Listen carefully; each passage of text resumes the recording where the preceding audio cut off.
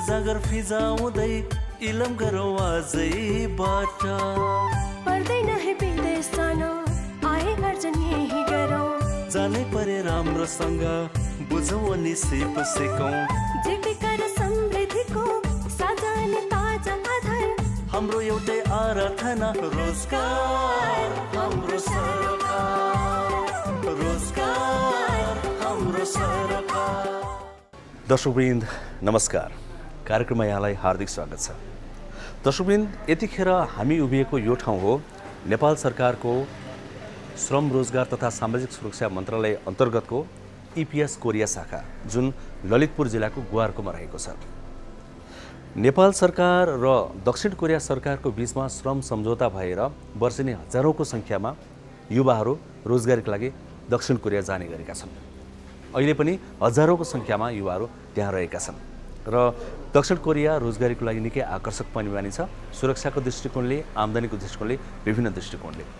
र युवाहरूलाई रोजगारीको लागि कोरिया पठाउने सम्पूर्ण कामहरूको जिम्मेवारी लिने र संयोजन सहजीकरण गर्ने काम यो इपिएस कोरिया शाखाले गर्ने गर्छ।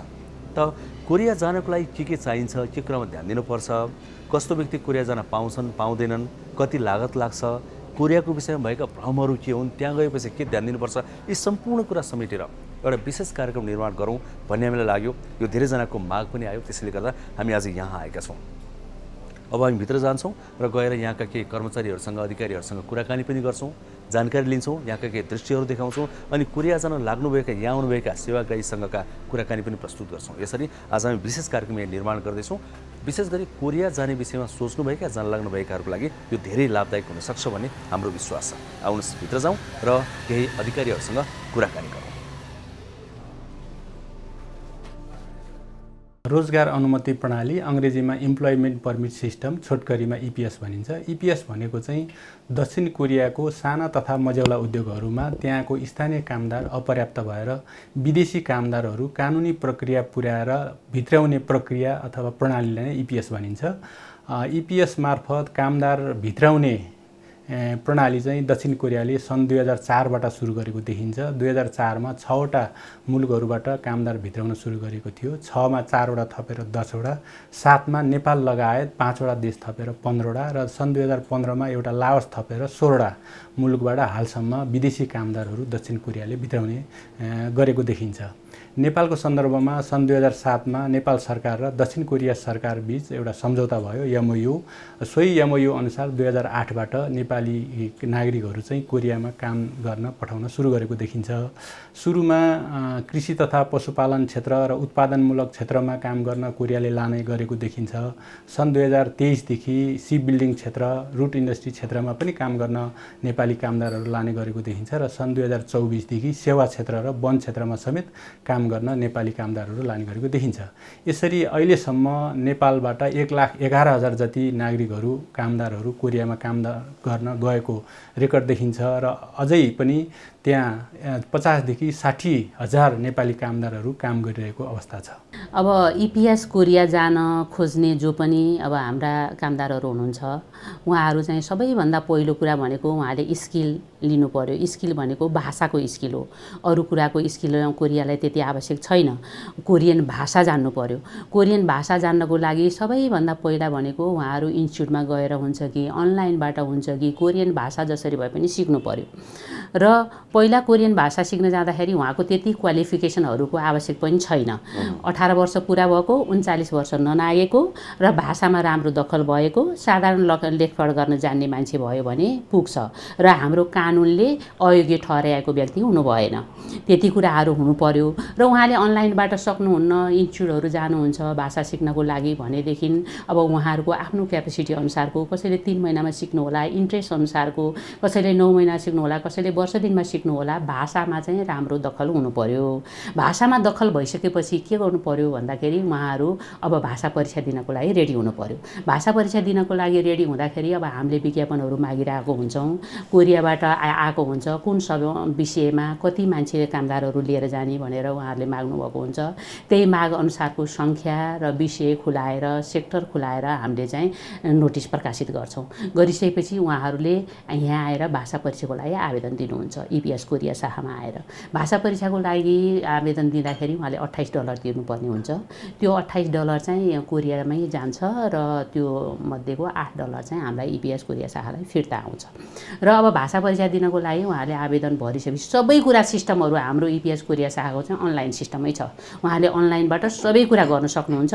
भौतिक रूपमा धेरै उपस्थित हुनुपर्ने अवस्था छैन र त्यो सबै हामीले अनलाइन बनाएको छौँ। र त्यसरी भाषा परीक्षाको दिइसकेपछि अब भाषा परीक्षाको समय कहिले हुने अनि हाम्रो युबिटी भवनमा भाषा परीक्षाको लागि हामीले इपिएस कोरिया शाखाले बनाइदिएको भैँसेपाटीमा भवन छ, त्यही भवनमा हाम्रो एक्जाम हुन्छ। त्यो जाँच भइसके पास भएको मान्छेहरू स्किल टेस्टमा जानुहुन्छ। स्किल टेस्टमा जाँदाखेरि चाहिँ मेनली भनेको धेरै मान्छेहरू स्किल टेस्टमा फेल हुँदैन। तर अब कस्तो भने यो कलर भिजनको कुराहरू छ। कलर भिजन भनेको जन्मजातै हुने कुरा हो, तैपनि अब त्यो 5 देखि 10% भन्दा बढी चाहिँ छैन। अब स्किल टेस्टमा पास भएर आइसकेपछि अब हाम्रो कोरिया शाखामा उहाँहरू आएर अब जब एप्लिकेसन फर्म भर्नुहुन्छ। जब एप्लिकेसन फर्म भर्नको लागि $5 लाग्छ र मेडिकल गर्नुपर्छ। मेडिकल गर्नको लागि उहाँलाई $7300 तोकेको छौँ। हाम्रो 4वटा हस्पिटललाई हामीले दिएका छौँ मेडिकल गर्नको लागि, पाटन हस्पिटल, सिभिल हस्पिटल, अनि हाम्रो कोरिया मैत्री हस्पिटल र टेकु हस्पिटलमा छ। हामीले आफैले तोक दिन्छौँ, त्यो यो हस्पिटलमा जानुहोस्, यति नम्बरदेखि यति नम्बरसम्म यो हस्पिटलमा जानुहोस् भन्ने हिसाबले हामीले तोक दिएका हुन्छौँ र यो रकम पनि सबै तोकिएको हुन्छ। र अनि उहाँहरूले त्यो मेडिकल टेस्ट गरिसकेपछि र यहाँ जब एप्लिकेसन फर्म भर्न आउनुहुन्छ, त्यो $5 जब एप्लिकेसन फर्म भर्न लाग्छ। जति पनि लाग्ने जब प्रत्येक स्टेपमा कति लाग्छ भन्ने कुरा क्लियर छ, प्रत्येक स्टेपको रकमहरू पनि क्लियर छ र कहाँबाट कहाँ जानुपर्छ भन्ने कुराहरू पनि क्लियरै छ। कतिपय धेरै जसो कुराहरू कोरियन सरकारले नै आफै म्यानेज गरेको हुन्छ र इपिएस कोरिया शाखाले चाहिँ त्यसलाई सहजीकरण गर्ने, समन्वय गर्ने र त्यसलाई छिटो छरितो हिसाबले व्यवस्थापन गर्ने काम मात्रै इपिएस कोरिया शाखाको हो। त्यति गरेर उहाँहरूले जब एप्लिकेसन फर्म भरेर पठाइसकेपछि अब उहाँहरू के हुनुभयो भने रोस्टरमा अब यहाँ हामीले यहाँबाट पठाउँछौँ, डकुमेन्टहरू पठाउँछौँ। डकुमेन्टहरू पठाएर कोरियन सरकारले कुनै डकुमेन्ट पुगेन, फेक जस्तो लाग्यो अथवा केही उहाँहरूको सूचनाहरू कमी जस्तो लाग्यो भने हामीलाई रिटर्न गरेर पठाउँछ र हामीले त्यसमा थपेर त्यसको भेरिफाई गराइदिएर रोस्टरमा राख्ने काम चाहिँ हामीले गर्छौँ। कि एप्रुभ गर्नु पर्यो कि एप्रुभ नगर्ने भए कारण हुनु पर्यो। त्यसकारणले गर्दा जति पनि स्किल टेस्टबाट र भाषाबाट पास गर्ने मान्छेहरू चाहिँ रोस्टरमा बस्न पाउनुहुन्छ। अब यो रोस्टरमा बस्ने भनेको के हो भने रोस्टरमा बस्ने भनेको कोरिया काम गर्न जानको लागि सम्भावित सूचीमा बस्न पाउने हो। अब त्यो सम्भावित सूचीबाट नै त्यहाँबाट रोजगारदाताहरूले छान्ने हो, उहाँहरूले नै छान्ने हो, रोजगारदाताले छान्नुहुन्छ। तर सबै त्यो सम्भावित सूचीमा बसेको मान्छे जान पाउँछ भन्ने छैन। अहिलेसम्मको हाम्रो अनुभव अथवा हाम्रो अध्ययनले के देखाउँछ भने 2/3 जति 66% जति चाहिँ जान पाउनुहुन्छ 2 वर्षसम्ममा। 1 वर्षभित्रमा उहाँहरू यो 2 वर्षको अवधि हुन्छ। उहाँहरूले एकचोटि पास गरिसकेपछि 2 वर्ष भ्यालिड हुन्छ। 1 वर्षभित्रमा उहाँहरू जान सक्नु भएन, रोजगारदाताले छानेन, उहाँलाई छानेन भनेदेखि फेरि जब एप्लिकेसन फर्म भरेर अर्को वर्षको लागि उहाँ रोस्टरमा बस्न पाउनुहुन्छ।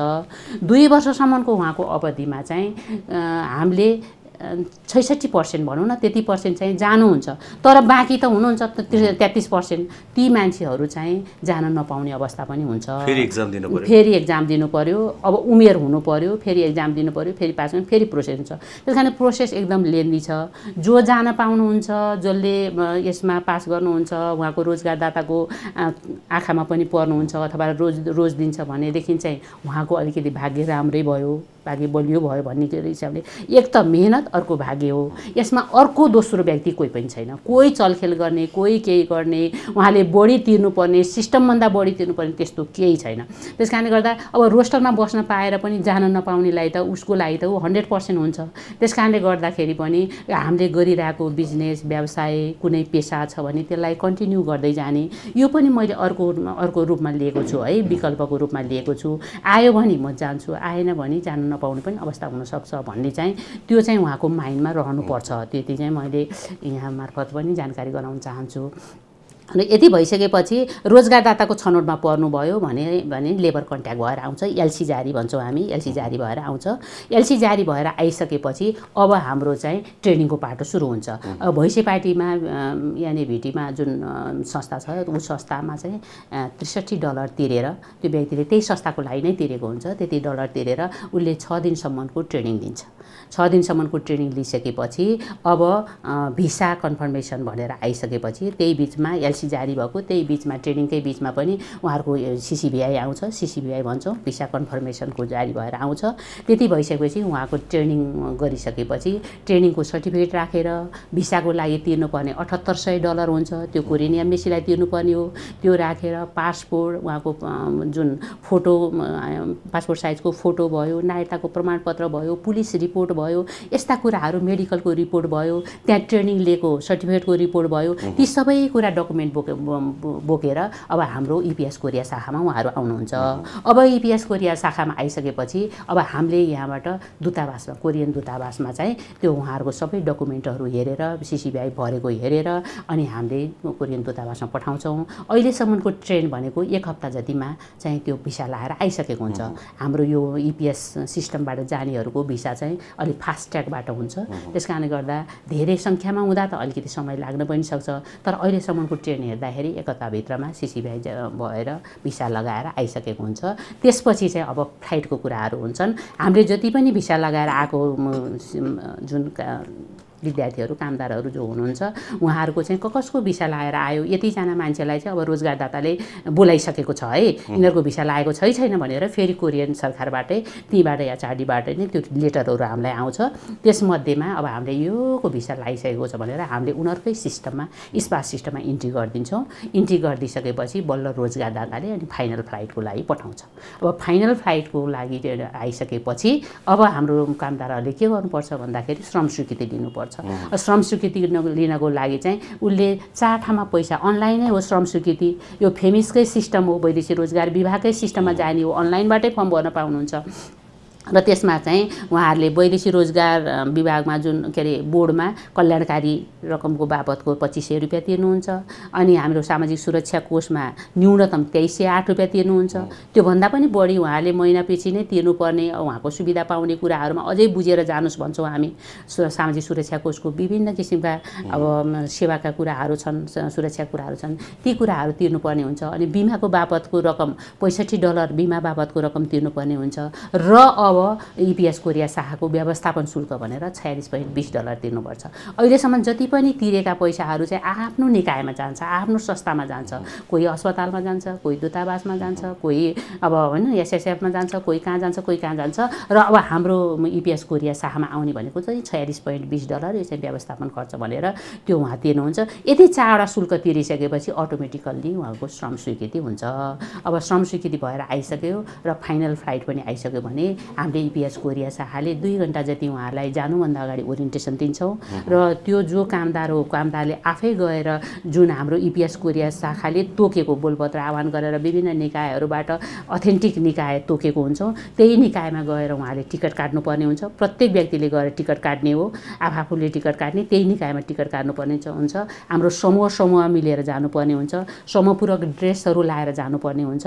र त्यसरी उहाँहरूले टिकट पनि लिनुपर्ने हुन्छ र हाम्रो ओरिएन्टेसन पनि हुन्छ। त्यसपछि हामी उहाँहरूलाई यहाँबाट बिदाई गर्छौँ।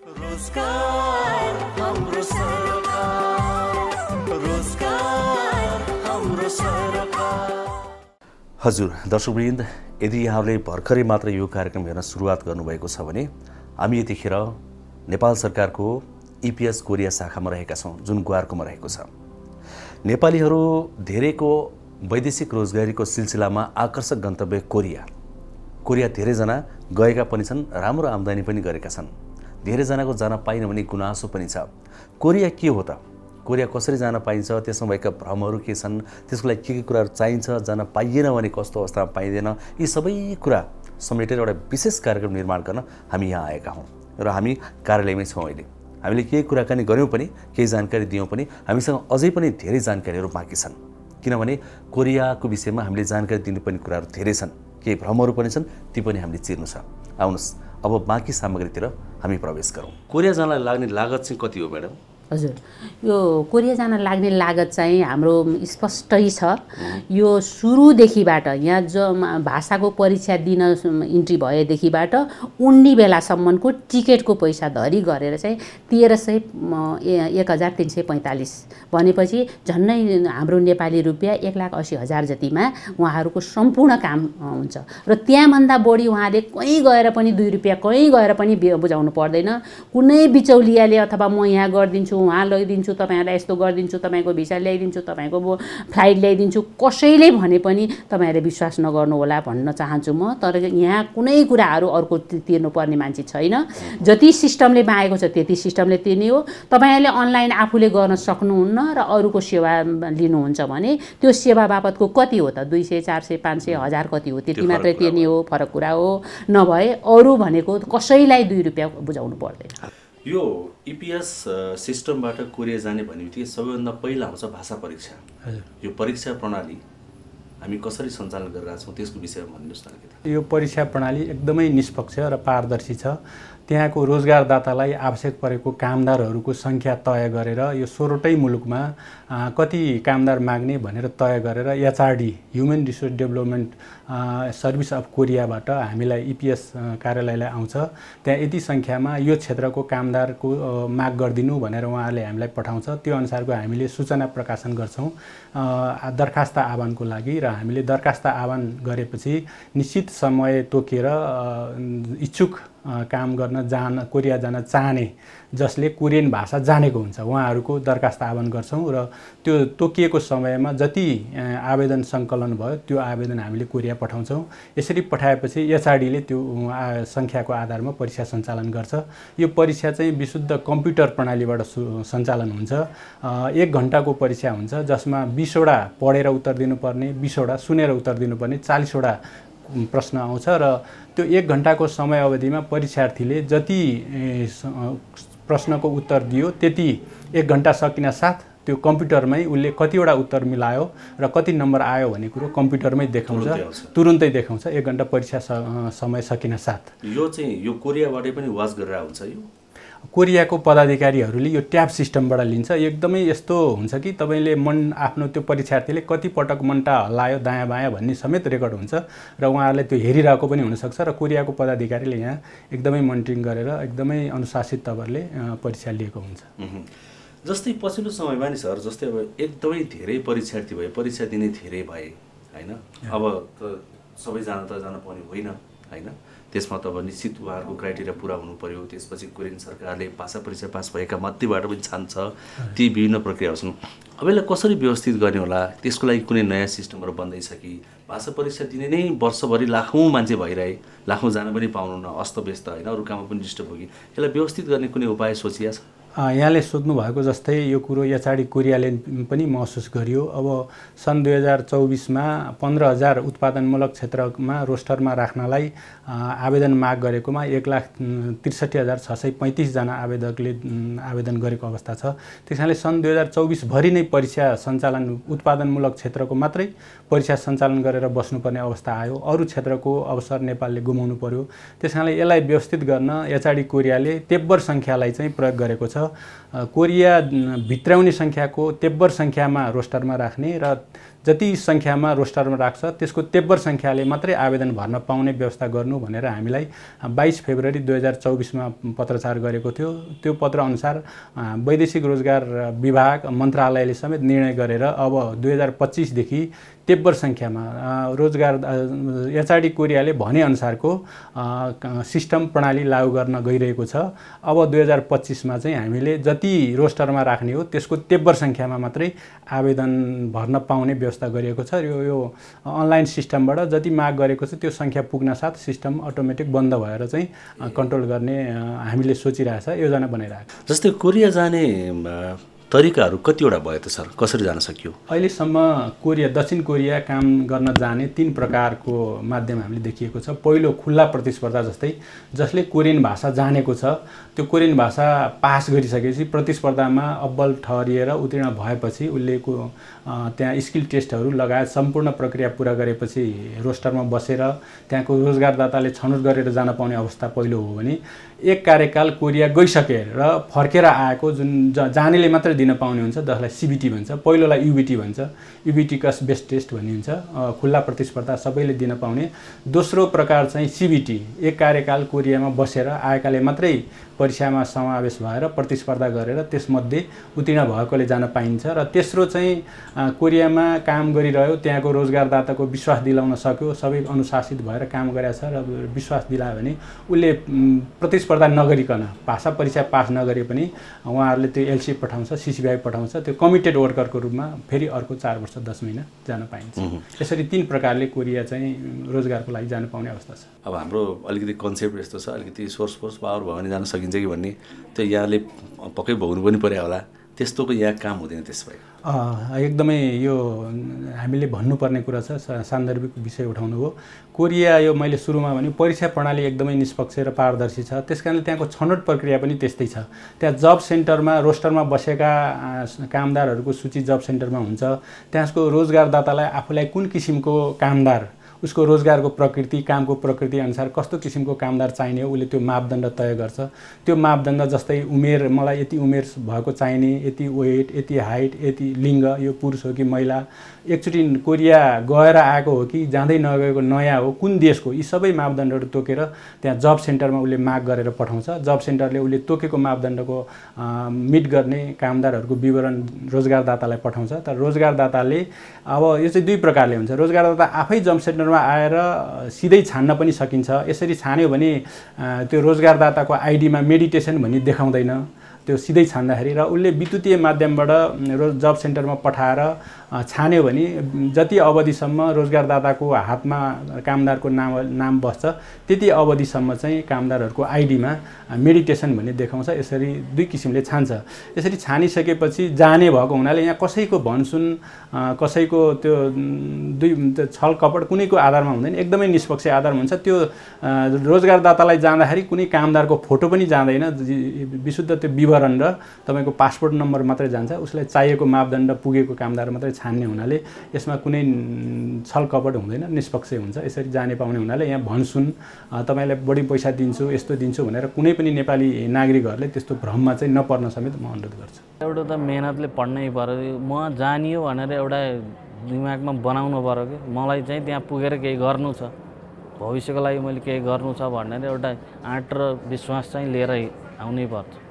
नत्र भने यत्तिकै पढेर पास भयो होला, नभए नहोला भनेर यसरी गरेर चाहिँ गाह्रो छ यसको लागि। सुरुमा कोरोना कालभन्दा अगाडि चाहिँ एउटै कम्पनीमा गएदेखि 4 वर्ष 10 महिना चाहिँ एउटै कम्पनीमा काम गरेको मान्छेहरूलाई चाहिँ कमिटेड प्रतिबद्ध कामदारको रूपमा चाहिँ कम्पनीले बोलाएर फेरि जाने व्यवस्था थियो।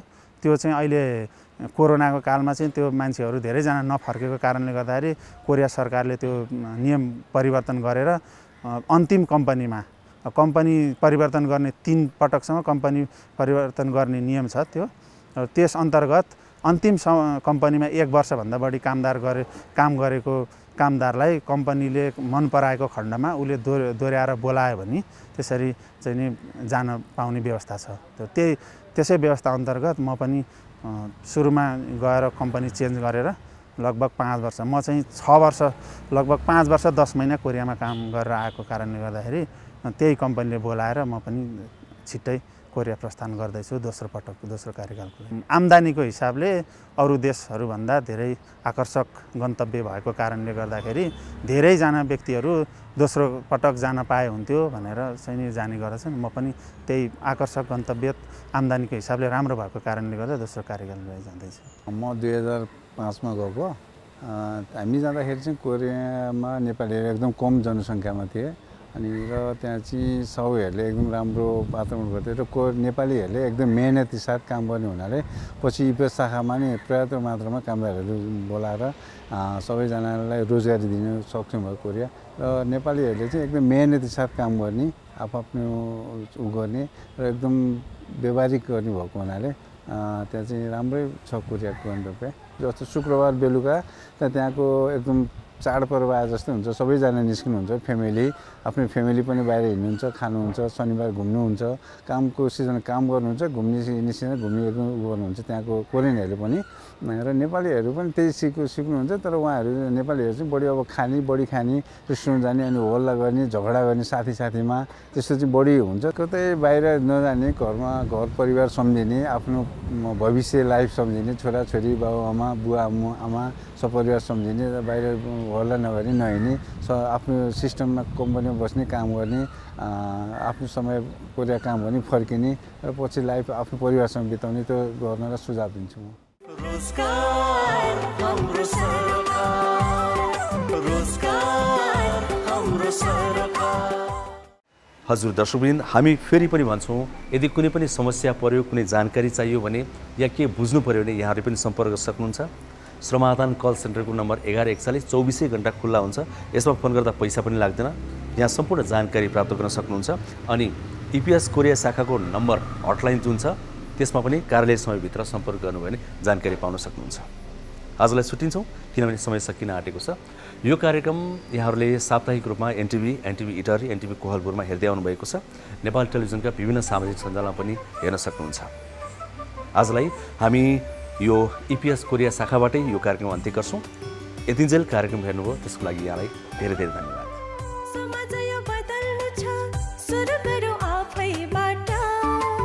जोस जागर फिजाउँदै इलम गरौँ आजैबाट, पर्दैन है विदेश जान, आए अर्जन यही गरौँ, जानै परे राम्रोसँग बुझौँ अनि सिप सिकौँ, जीविका र समृद्धिको साझाले ताजा आधार, हाम्रो एउटै आराधना रोजगार हाम्रो सरकार, रोजगार हाम्रो सरकार।